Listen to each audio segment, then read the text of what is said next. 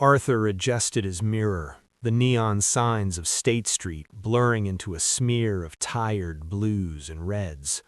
After 22 years behind the wheel of a CTA bus, the vibration of the engine felt more like a heartbeat than a machine.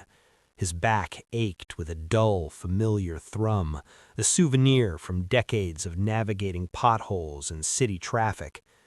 The bus was nearly empty, smelling of wet wool and old coffee, as he prepared to pull into the garage for the night. Just as he reached the final stop, he saw the boy. He was a skinny kid, maybe 16, tucked into the shadows of a crumbling bus shelter with nothing but a frayed backpack and a jacket that was 2 sizes too small for a Chicago October. Arthur's finger hovered over the door release. Usually, this was where he clocked out and became a ghost, but something in the kid's posture, a desperate attempt to look invisible, made Arthur pause. The boy didn't look up when the doors hissed open, but Arthur didn't pull away. Instead, he cleared his throat and checked his watch.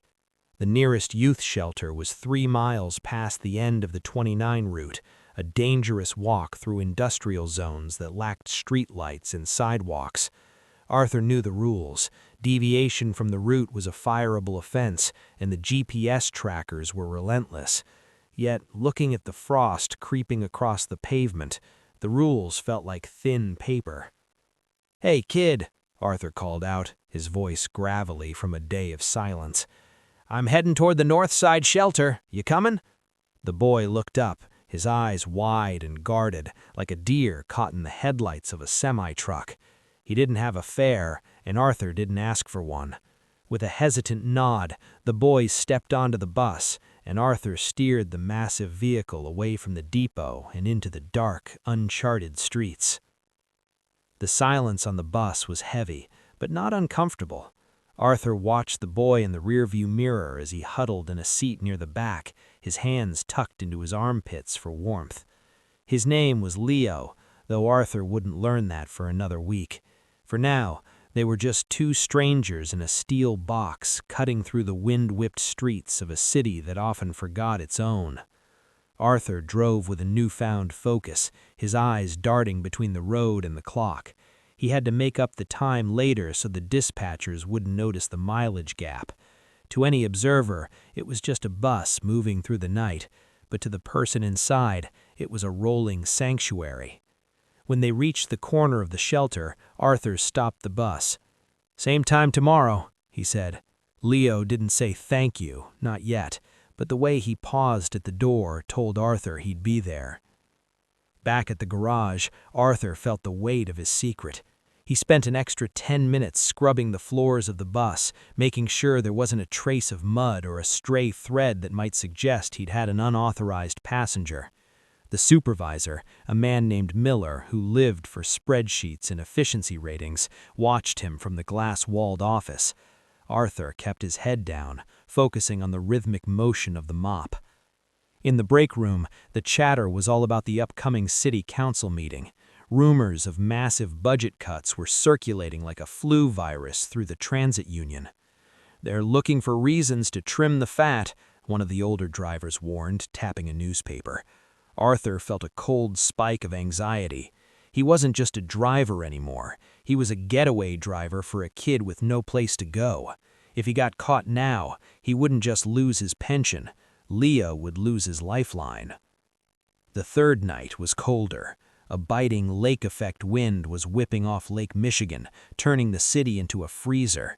When Arthur pulled up to the shelter, the boy was already standing by the curb, shivering so hard his teeth were audible. As the doors opened, the boy didn't head for the back. He sat in the front seat, right behind the yellow line.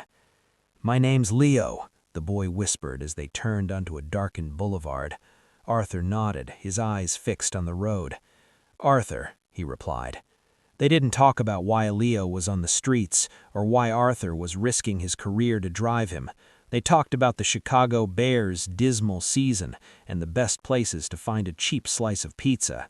For 30 minutes every night, the world felt a little less broken. The following Monday, the atmosphere at the depot was thick with a new kind of tension.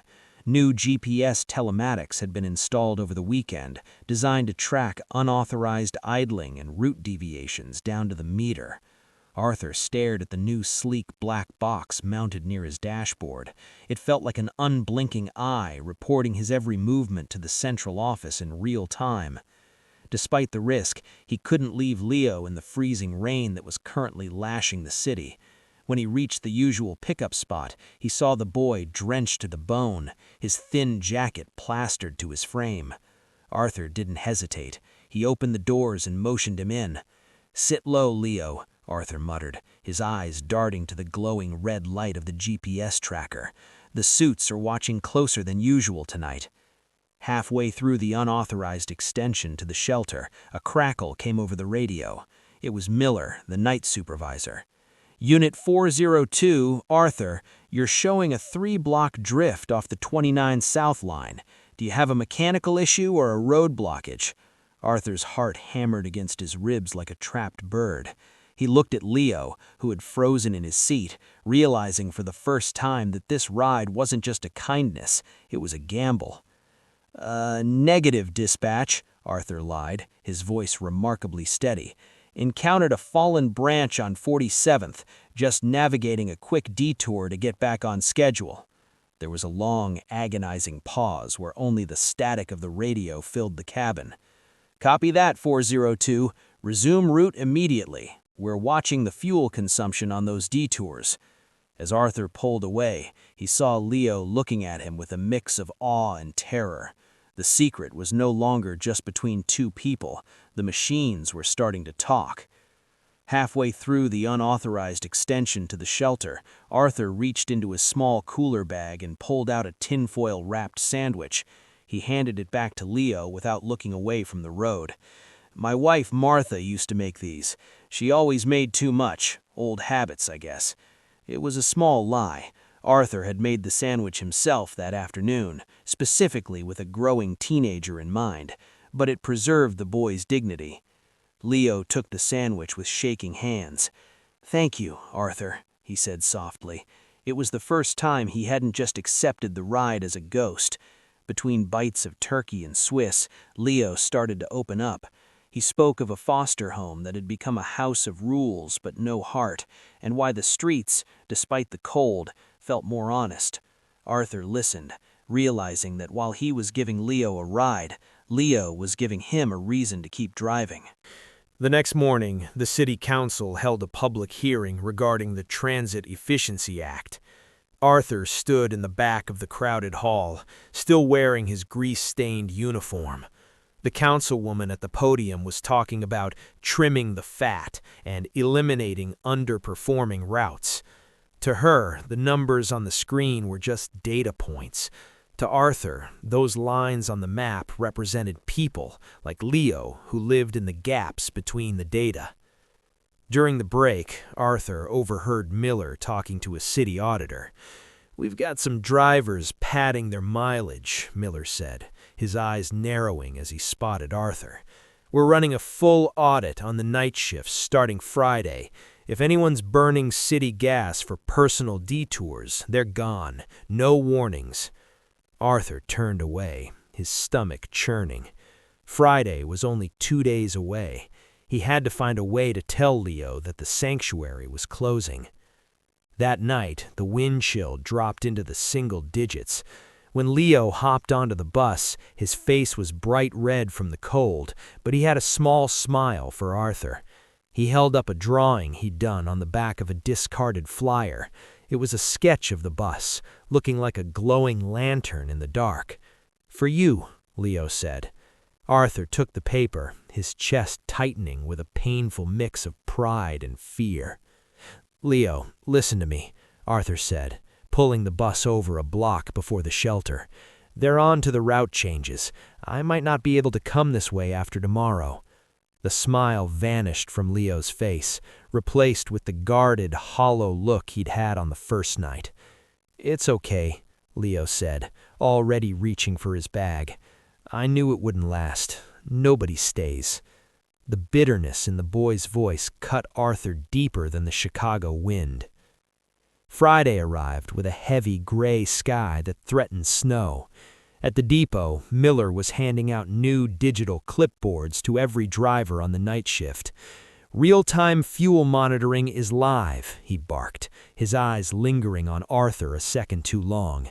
"Any deviation over 50 yards from the mapped route triggers an automatic disciplinary flag. No exceptions for traffic, no exceptions for scenic routes." Arthur climbed into the driver's seat of bus 402, his hands trembling slightly as he turned the key. He felt the weight of the city's bureaucracy pressing down on him, a cold machine that didn't care about the boy waiting in the shadows. For the first 3 hours of his shift, he stuck strictly to the line, his heart sinking every time he passed the turnoff that led to Leo's usual spot. He was a man of the law, but the law felt increasingly like a cage. When Arthur finally reached the end of the 29 South line, his heart plummeted. He looked toward the crumbling bus shelter where Leo usually waited, but the bench was empty. The wind was howling now, kicking up flurries of snow that danced in the headlights like tiny ghosts. He waited, his engine idling, watching the clock on his dashboard tick toward the limit of his allowed stationary time. He checked the rear-view mirror, hoping to see a skinny figure running through the slush, but there was nothing.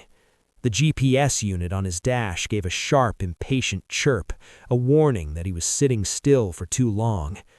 Arthur realized with a pang of guilt that by warning Leo about the audit, he might have scared him off entirely. He pulled away from the curb, the bus feeling heavier and emptier than it ever had in 20 years. Arthur couldn't go home. After finishing his shift and clocking out under Miller's watchful gaze, he got into his battered personal sedan. He drove back to the industrial district, his heater barely working against the plummeting temperatures. He searched the alleyways near the shelter, his eyes scanning for a flash of denim or a frayed backpack. The shelter was a 3-mile trek from the last bus stop, and in this weather it was a death march. He found Leo huddled behind a dumpster 3 blocks from the youth center. The boy was shivering violently, his lips a terrifying shade of blue. He had tried to walk the distance after Arthur's warning, but the lake-effect wind had pinned him down. "I didn't want you to get in trouble," Leo whispered, as Arthur hauled him into the passenger seat of his car. "I tried to make it on my own." Arthur blasted the heat in his car, rubbing Leo's hands until the boy stopped shaking. "You're a stubborn kid, Leo," Arthur said, his voice thick with emotion. "But I'm a stubborn old man." They sat in the dark car for a long time, the engine humming a low tune of defiance. Arthur knew he couldn't keep using his personal car every night. The gas cost alone would eat his savings. But he also knew he couldn't go back to the way things were. "I have an idea," Arthur said, looking at the city map taped to his sun visor. There was a loophole in the CTA handbook about emergency mechanical rerouting if a driver reported a specific type of road hazard. It was a risky play, one that required documentation and a bit of theater. If he was going to keep Leo safe, he'd have to become a better liar than he ever thought possible. The next night, Arthur returned to the bus.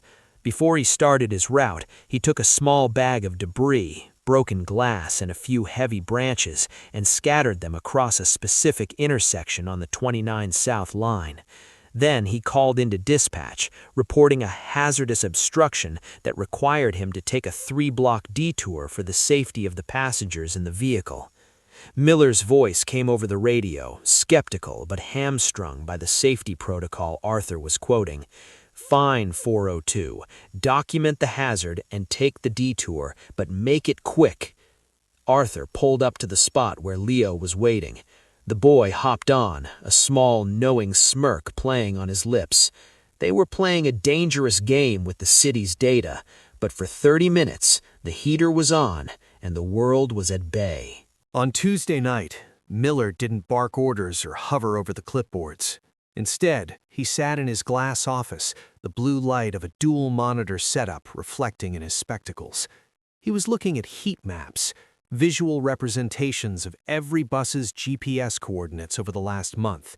Most lines were solid, predictable streaks of primary colors, but Arthur's, Route 29, had a strange, ghostly blur near the industrial district, a recurring detour that happened at almost the exact same time every night.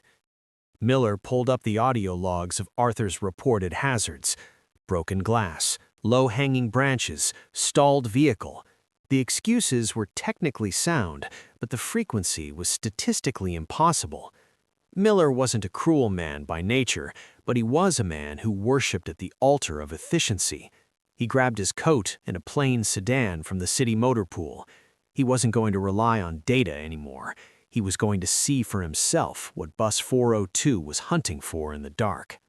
Leo sat in his usual spot, the rhythmic humming of the bus acting as a sedative. For the first time in months, his cough was receding, thanks to the warmth of Arthur's sanctuary. He was reading a battered paperback Arthur had found in a take one, leave one box at the depot. It was a story about an old sailor, and Leo found himself relating to the struggle against the vast, uncaring sea. To Leo, Chicago was that sea, and Arthur was the only lighthouse in sight. "Almost there, Leo," Arthur said, his eyes flicking to the side mirror. He saw a pair of headlights about 2 blocks back. They had been there since the turn on 47th. He slowed down, and the headlights slowed too. He sped up, and the gap remained perfectly consistent. A cold sweat broke out on Arthur's neck. He knew the tactics of a tail. He'd seen enough city investigators over the years. Someone was watching the line. Arthur knew he couldn't drop Leo off at the shelter tonight. If the car behind them saw a homeless teenager hopping off a city bus 3 miles off route, the game was over. "Leo, stay down," Arthur whispered, his voice tight. "We've got company." He didn't take the detour. Instead, he stayed strictly on the 29 South line, blowing past the hazard he had prepared earlier that afternoon. He drove all the way to the official end of the line, a desolate turnaround loop near a shuttered steel mill. The sedan followed them into the loop, then pulled over into a dark corner of the lot, its lights cutting out. Arthur sat there, the engine idling, his heart hammering against his ribs. He couldn't let Leo off here. It was a 5-mile walk back to the shelter in a neighborhood where even the police didn't like to stop. The door of the sedan opened, and Miller stepped out. He didn't look angry. He looked disappointed, which was somehow worse. He walked up to the bus doors and tapped on the glass with a heavy ring. Arthur hit the release, the hiss of the air brakes sounding like a final sigh. Miller stepped onto the bus, his eyes immediately landing on Leo, who was trying to merge with the upholstery of the back seat. "I looked at your fuel logs, Arthur," Miller said, ignoring the boy for a moment. "You've burned 300 gallons of city diesel on road hazards that don't exist in the city's maintenance reports." He turned his gaze to Leo. "And I don't see a fare card in this young man's hand. Do you have any idea what the liability is for an unauthorized passenger on a non-commercial route?" Arthur stood up, his tall frame dwarfing Miller, but his shoulders were slumped with the weight of the inevitable. "He's a kid, Miller," Arthur cracked. "He was freezing. The shelter is too far from the stop, and the city cut the shuttle line 3 months ago. What was I supposed to do? Watch him turn into an ice cube on the sidewalk?" Miller looked at Leo, then back at Arthur. For a second, the spreadsheet warrior facade flickered. He saw the sandwich wrapper on the floor and the book in Leo's lap. "The budget committee meets on Thursday. They're looking for a sacrificial lamb to justify the new automated tracking system. If I report this, you're done. Pension, healthcare, everything." He paused, looking out at the dark, frozen city. "I'll give you 48 hours to figure out a correction. If that kid is on this bus Friday night, I hand over the GPS logs to the Auditor General." "I'm sorry, Arthur. I have a job to keep too." The weight of the ultimatum hung over the bus like a thick fog.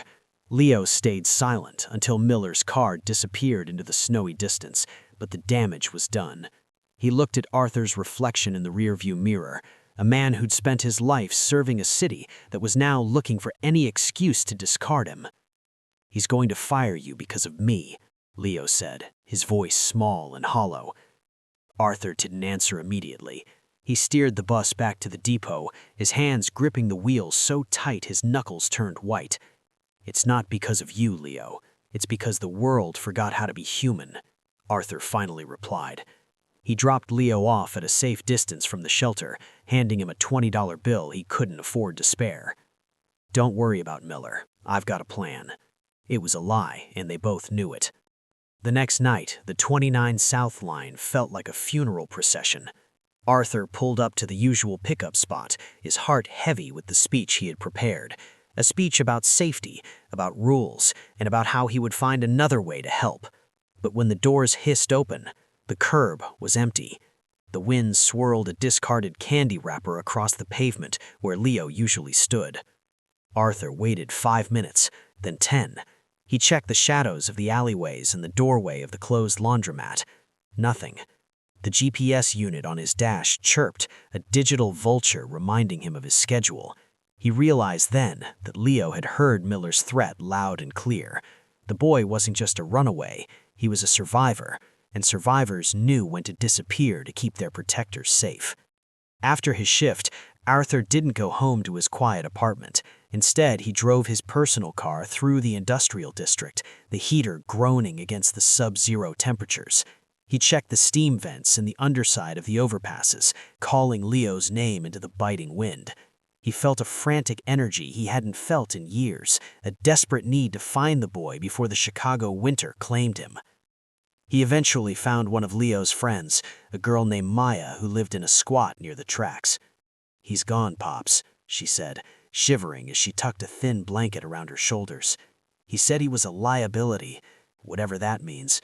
He didn't want the busman to lose his house." Arthur leaned against his car, the reality sinking in. By trying to save Leo, he had accidentally cast him back into the dark. The next morning, Miller called Arthur into his office. On the desk lay a stack of printouts, the GPS logs, the fuel consumption reports, and a formal disciplinary notice. "He wasn't on the bus last night," Arthur said, his tone surprisingly soft. "I checked the cabin feed. You kept to the route. If you sign this admission of minor navigational errors and pay back the fuel costs, I can probably bury the rest." Arthur looked at the paper. It was a lifeline for his career, but it felt like a betrayal of the boy who was currently freezing somewhere in the city. "Where do you think he is, Miller?" Arthur asked, ignoring the pen. Miller looked away, focusing on a spreadsheet. "That's not our department. Our department is transportation." Arthur realized then that the system wasn't just broken, it was designed to be indifferent. Arthur spent the afternoon at the public library, using a computer he barely knew how to operate. He wasn't looking for bus routes, he was looking for the names of the city council members on the budget committee. He saw their faces, polished, smiling, and distant. He read about the millions of dollars allocated for automated enforcement, while the youth shelter's heating budget was being slashed by 40%. Something snapped inside the weary driver. He'd spent 20 years being a ghost, a man who moved people from point A to point B without making a sound. But Leo wasn't a point on a map. He was a kid who drew glowing lanterns in the dark. Arthur printed out a copy of Leo's drawing, the one of the bus, and tucked it into his pocket. He wasn't going to sign Miller's caper. He was going to do something much louder. Friday night arrived, the deadline of Miller's ultimatum. Arthur showed up for his shift early, but he didn't check in with the dispatcher. Instead, he walked to the back of the lot and climbed into bus 402. He bypassed the electronic login, using a mechanical override he'd learned back in the 90s. The engine roared to life, a defiant growl in the quiet depot. He didn't head for the 29 South line. He drove straight to the industrial district, sirenless but determined. He was going to find Leo, and he was going to take him exactly where he needed to go. GPS be damned. As he pulled out of the gates, he saw Miller standing in the rearview mirror, phone to his ear, probably calling the police. Arthur just shifted into gear. He had a passenger to find. Arthur drove the massive bus like it was an ambulance, his eyes scanning every snowy alleyway and steam vent. Behind him, the blue and red lights of a patrol car flickered in the distance. Miller had called it in, not as a theft, but as a wellness check for a driver who had finally cracked. Arthur didn't care about the sirens. He only cared about the boy who had vanished into the sub-zero night to save an old man's pension. He found Leo near the old rail yards, curled into a ball inside a rusted shipping container. The boy was barely conscious, his breath coming in ragged, shallow puffs. Arthur didn't wait for the police to catch up. He hauled Leo onto the bus, laying him across the long bench seats in the back. "I'm not letting you go, kid," Arthur whispered, slamming the door shut as the first police cruiser pulled across his path. Instead of stopping, Arthur maneuvered the bus onto the sidewalk, bypassing the blockade with a roar of the engine. He wasn't running from the law. He was heading toward the City Hall annex where the late-night budget session was still in progress. As he drove, he grabbed the radio mic. "This is Arthur Vance, Unit 402. I have a critically ill minor on board. I am not stopping until we reach the steps of the council." The pursuit grew to 4 cars, their sirens a wailing chorus against the Chicago wind. Inside the bus, the heater was pinned to its maximum setting, screaming as it fought to bring Leo back from the brink of hypothermia. Leo opened his eyes, seeing the blur of the city racing past. "Arthur?" he croaked. Arthur looked in the mirror, his expression fierce. "Sit tight, Leo. We're going to make sure they see us tonight." The bus screeched to a halt directly in front of the City Hall annex, jumping the curb and stopping inches from the grand marble pillars.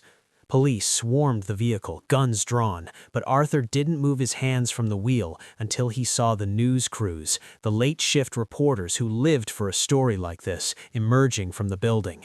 He opened the doors and stepped out, not with his hands up, but carrying Leo in his arms. "This boy is a line item on your budget," Arthur shouted at the emerging council members and the flashing cameras. "You cut the routes, you cut the heating, and you call it efficiency. I call it abandonment." The image of the weary driver in his grease-stained uniform holding a shivering teenager against the backdrop of a hijacked city bus was captured by every lens in the city. The quiet hero was no longer quiet. The fallout was immediate. Arthur was suspended, and the city moved to file charges for the theft of the bus and the traffic violations. But the public outcry was a tidal wave. Thousands of Chicagoans, many who had sat on Arthur's bus for years, flooded the mayor's office with calls. They didn't see a criminal. They saw a man who had done what the system refused to do. In the hospital, Leo recovered under the watchful eye of the city's best doctors, his expenses suddenly covered by a discretionary fund the council miraculously found. Miller was called to testify. Everyone expected him to bury Arthur, but when he took the stand, he looked at the GPS logs and then at the cameras. The logs show a deviation, but the heart shows a direct route to where we should have been all along. I won't testify against him. 6 months later, the 29 South Line was officially extended. It wasn't a secret anymore. It was a permanent stop at the newly renovated Vance Leo Youth Center. Arthur didn't get his old job back. The bureaucracy couldn't let him drive a bus after the stunt, but he didn't mind. He was now the center's head of transportation, driving a donated van that never had to worry about GPS deviations. On a crisp April evening, Leo sat in the passenger seat of the van, a backpack full of school books at his feet. He wasn't a ghost anymore. He was a student with a future and a home. As they pulled away from the center, Arthur looked at the drawing taped to the dashboard, the one of the glowing bus in the dark. "Where to today, Leo?" Arthur asked with a wink. Leo smiled, looking out at the city that finally saw him. "Home, Arthur. Let's go home."